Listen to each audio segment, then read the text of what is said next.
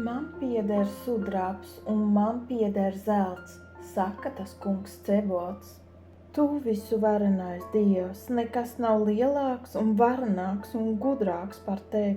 Tu esi tas, kas tur pasauli, un viss, kas tajā savās mīļajās un spēcīgajās rokās. Tu saki, ka visas labās dāvanas nāk no augšienes. Es tev no visas sirds pateicos par visu, ko tu man jau esi devis. Es esmu bagātīgi svētīta, jo man pieder debesu valstība, un tu man esi klājis galdu ar visādiem labumiem. Tava griba, mans kungs, ka es iemācos to pateicībā baudīt un sniegties pēc vēl kā vairāk. Paldies tev par visiem tiem apsolījumiem Bībelē, par finansiālo nodrošināšanu, un ka tu arī svētīsi manu nākamo paudzi. Palīdzi man sargāt savu sirdi, ka es nemīlu un netiecos vairāk pēc naudas un bagātības, kā pēc tevis. Es zinu, ka tu vēlies mani svētīt ar visa veida svētībām, jo tev nekas nav neiespējams.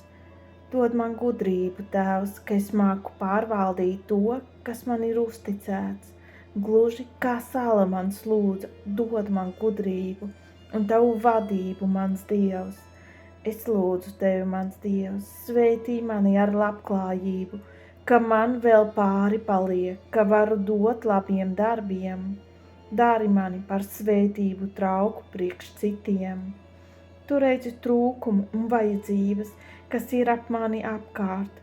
Dod man iespēju, ka varu palīdzēt arī citiem finansiāli, ar padomu, ar darbu vai kādā citā veidā.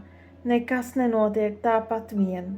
Es ticībā saņemu visas finanses un neviens santīms neies zudumā. Dod man gudrību to pareizi lietot un kā ieguldīt, lai tas nestu augļus. Es tev pateicos Jēzus Kristus vārdā par šo dzīvi pārpilnībā, ko tu esi apsolījis saviem bērniem. Es stāvu ticībā. Āmen.